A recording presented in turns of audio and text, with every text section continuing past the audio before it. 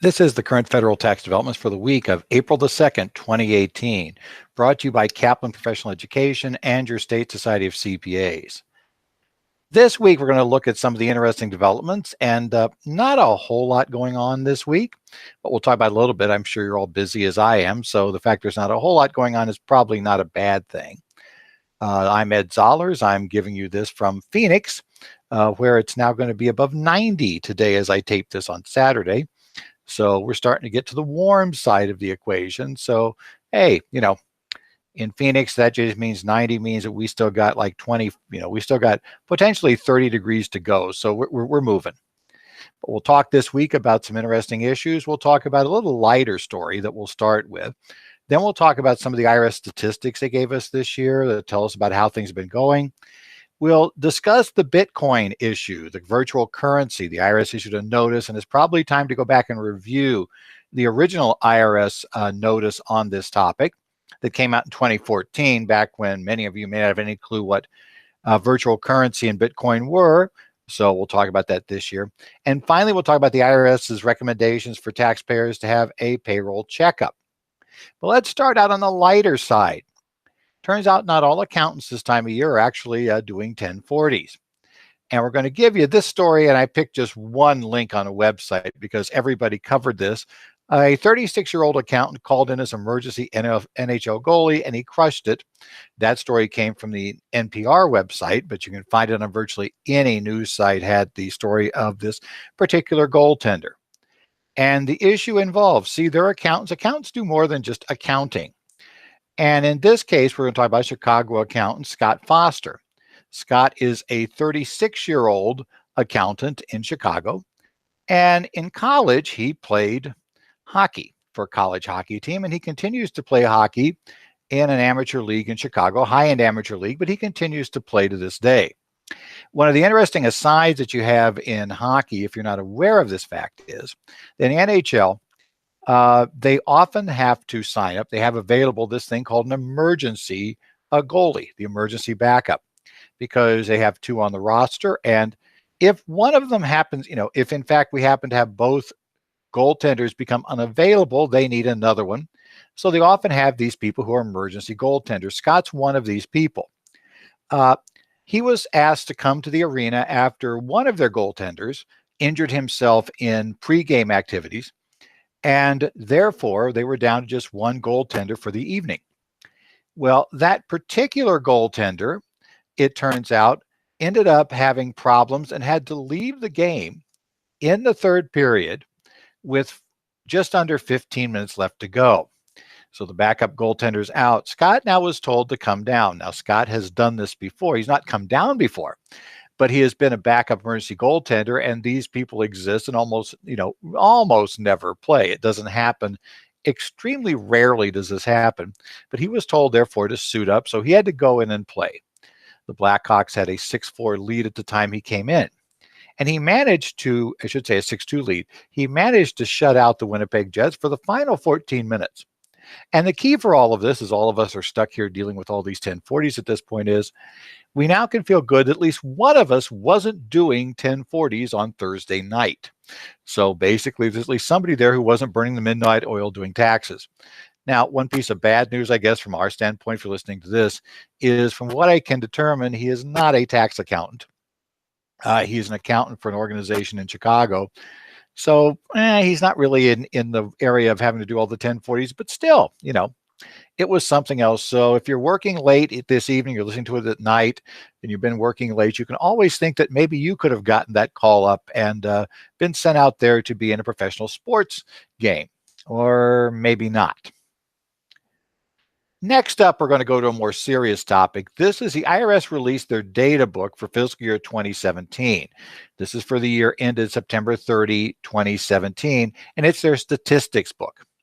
And it tells us various things about what's been going on at the IRS. And there was some coverage of this in the tax press, and we're going to mention it. The IRS has the lowest rate of exams since 2003. In fact, as we'll note, there are going to be less than 1 million exams took place in 2017. Taxpayers' chance of being examined is about 0.6%, which is an extremely low examination rate. For those of us in this business, that's not necessarily a good thing. I mean, I'm sure our clients may think it is, but as we're all aware, if nobody's minding the store, uh, people get away with lots of things. And unfortunately, if nobody minds the store, whether you're doing the return properly or whether you're just, doing whatever you can to get the biggest number on there or the lowest number for tax, biggest refund, regardless of whether it might be legal, hey, that also may pass muster as well. Now, one thing this number does not include is all the CP 2000 notices and other items that a lot of our clients would consider to be audits in their view. But these are the actual true things that we understand are audits that would require getting verification for data on the return. They also, not surprisingly, collections were also down substantially in 2017 over the prior year. So these have also seen a significant drop. Levies were down by 32%. Liens were down by 5% over the prior year. There was one, which I think some of us might consider surprising statistic in there, and that is that phone wait times are down. Now, they're not exactly short. They were down to 8.4 minutes from 17.8. Some of us who are a little, shall we say, cynical, might just conclude that what's really happened is people stopped calling because it was hopeless. But nevertheless, the IRS was trumpeting how much better they're doing now in handling phone calls, and even that maybe, only 1 out of 4 times do they foul up the answers terribly. That was also one of the stats in the books. I'm not sure if that's also good news, but it's what the IRS is trumpeting. There's a whole bunch of other IRS trivia that you can find if you have nothing better to do. I'm sure you don't right now this time of year. It's an 86-page document that has all kinds of statistics and information. Is kind of useful to look at if after tax season, you want to take a look at some things the IRS has been doing, gives you some ideas of some of the things that the IRS is concentrating on, and that can be somewhat important for us. Next up, the IRS issued a news release, and normally I wouldn't spend a lot of time on this sort of thing, except I think it is very timely because what they're referencing is something they published back in 2014 that I suspect a lot of you just kind of ignored when it came out because at the time it seemed like no big deal.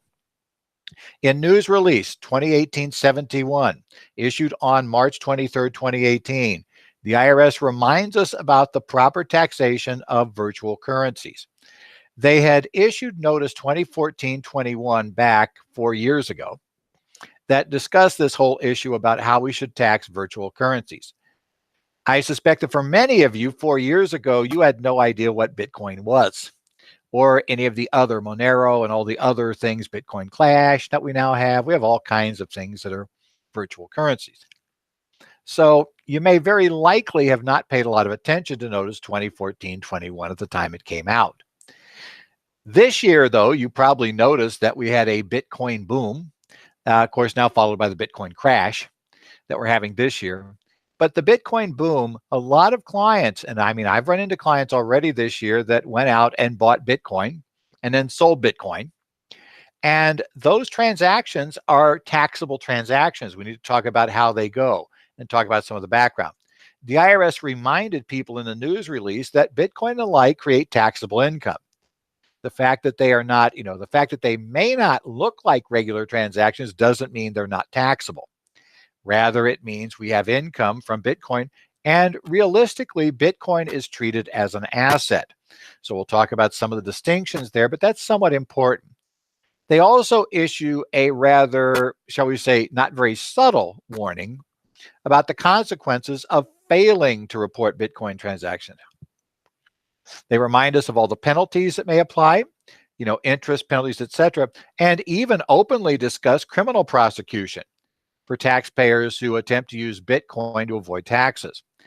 The nature of Bitcoin is one that basically allows that Bitcoin and virtual currencies, by their nature, they claim to provide, and to some extent do provide, a somewhat more anonymous way of paying for things or being paid. As you might guess, that attracts a certain type of, shall we say, individual who would like to do things off the books.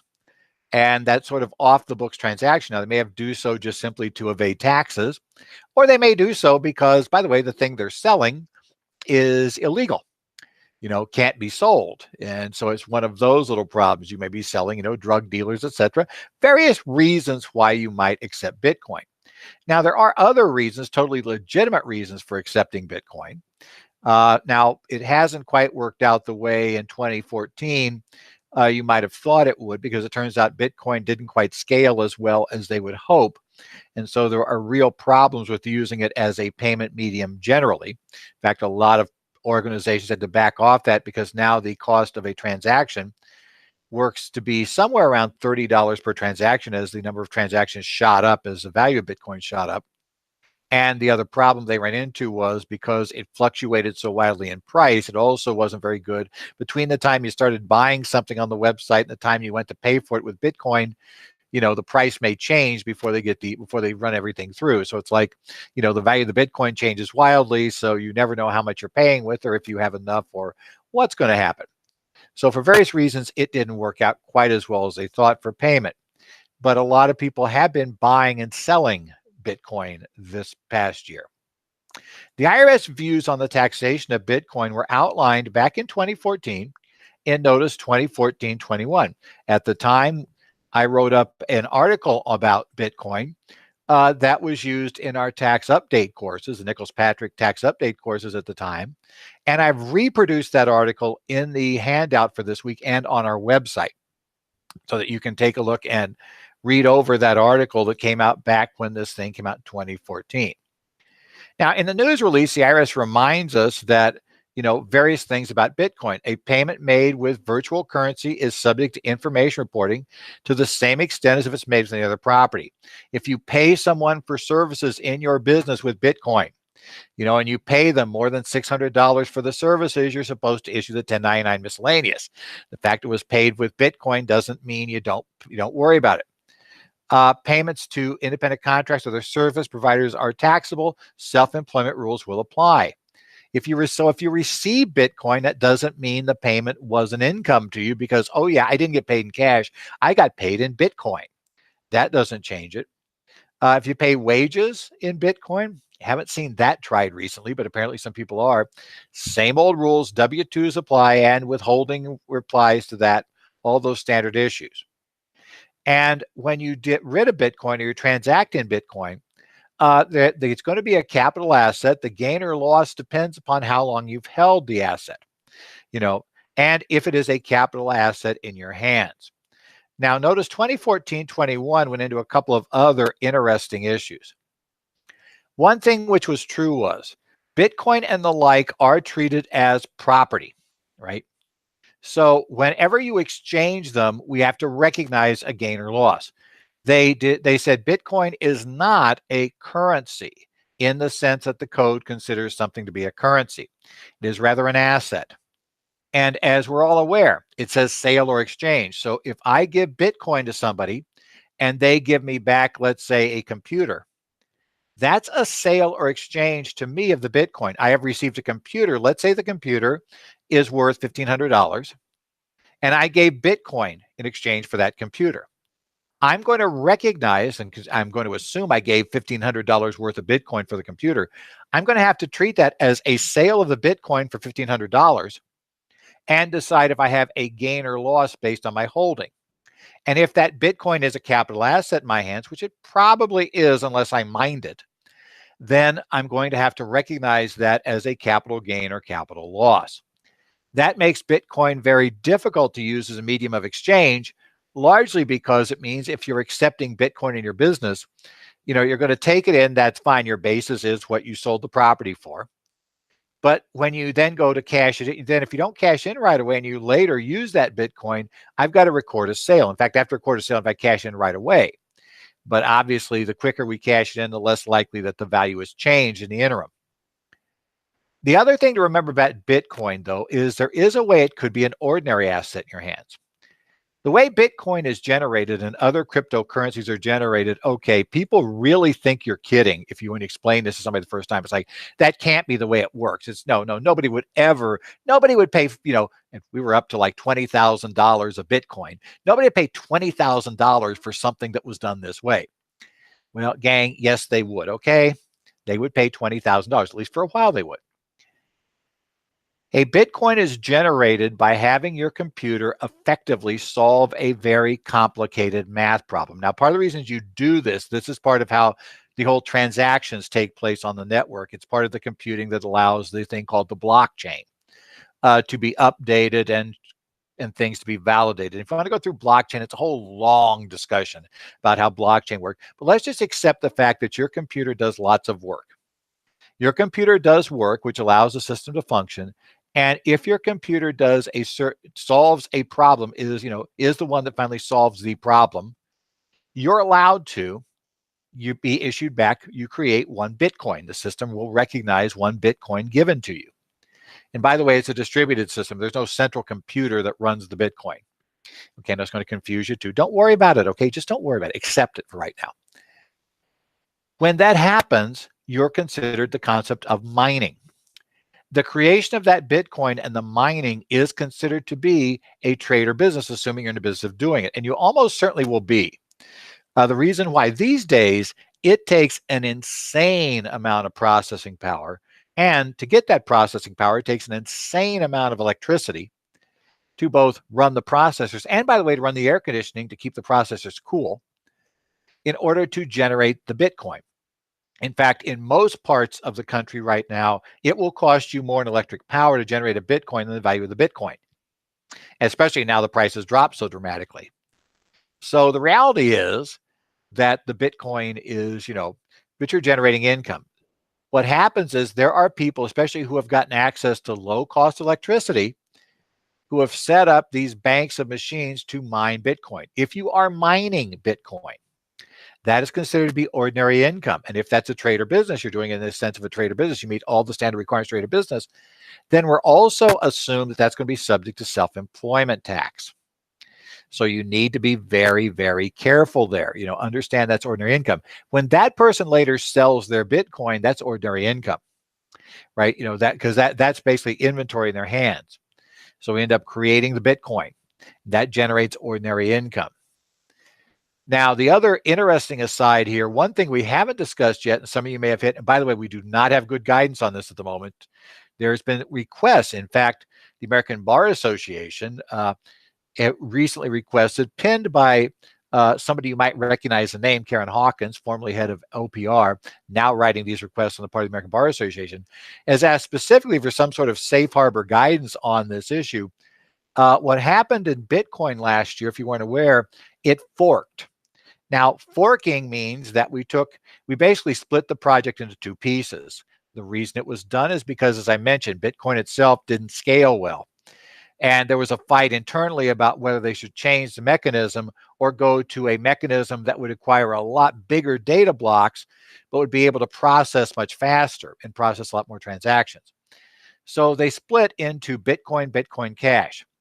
You got, at the time of the split, everybody holding a Bitcoin was given effectively the equivalent amount in Bitcoin Cash.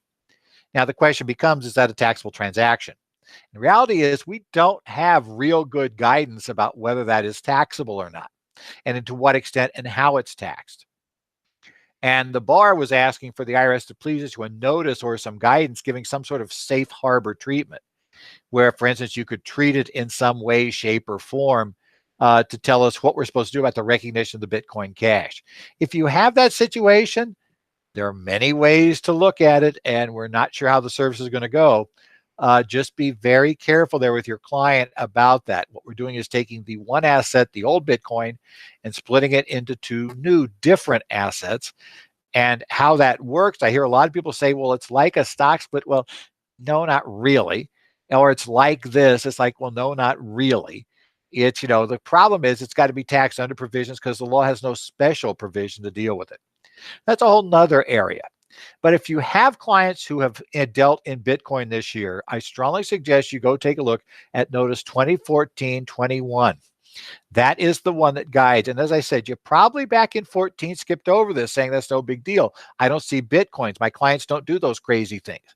Well, this year your client did those crazy things. So, be aware of what you have to worry about with the Bitcoin stuff. Finally, this week, we're going to take a look at the IRS issuing a news release, News Release 2018-73, issued on March the 26th of 2018. And the IRS is pushing people to get a payroll checkup. It wants taxpayers to review their withholdings. Okay. And they actually publish 3 YouTube videos on the topic that you can find on their site. You link to them. You can watch these YouTube videos. It talks about, and the news release talks heavily about people who should go back and check their withholdings. The problem that we all know is this.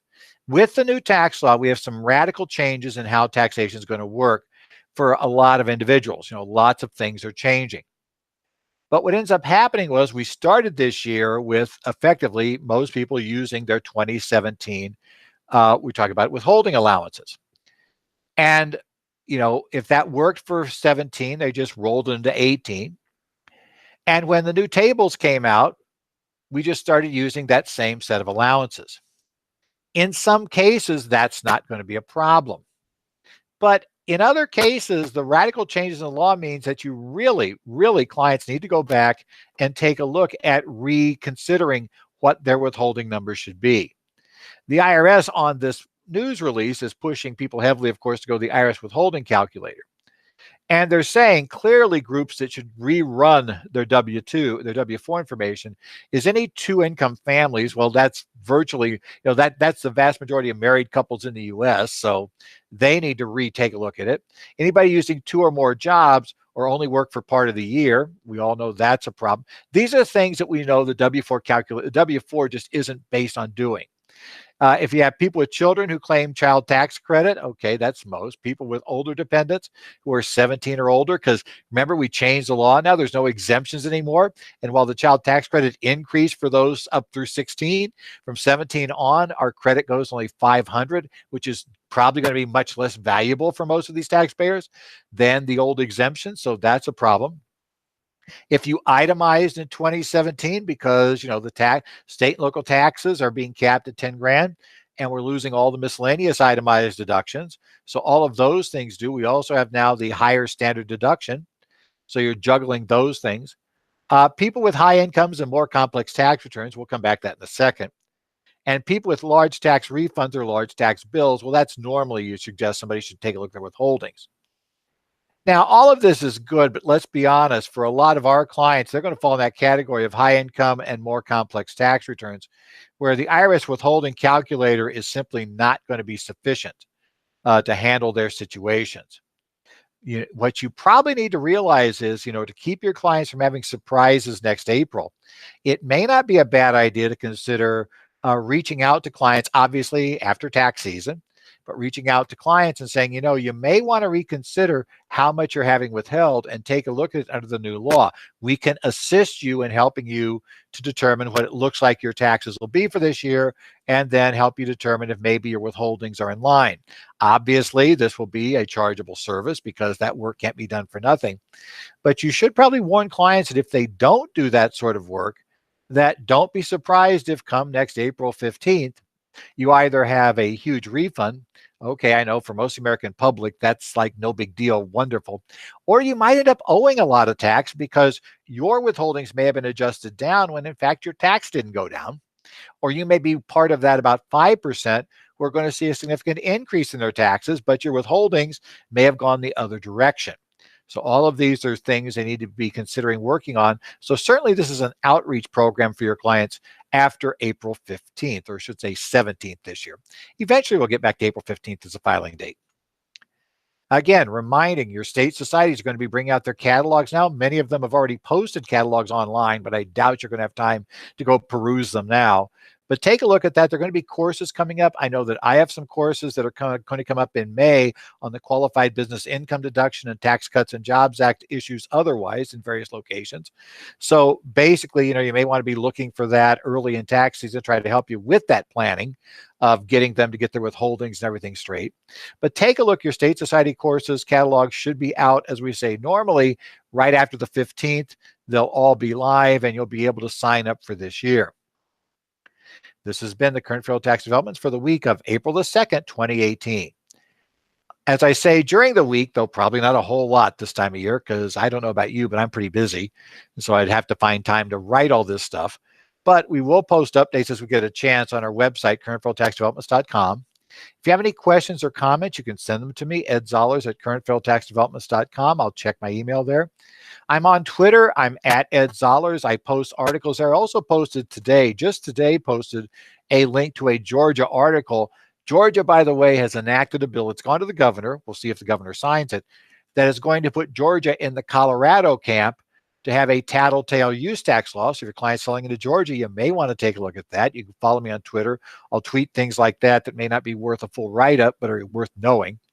And also follow some discussions on the subreddit on Reddit I've mentioned, reddit.com/r/taxpros. I do pay attention there. I post some things there. And if you have some questions that you want to have a little more discussion on, you may want to post them there. Well, as we say, we're starting into April. It's now tax crunch time for the beginning before the first extension.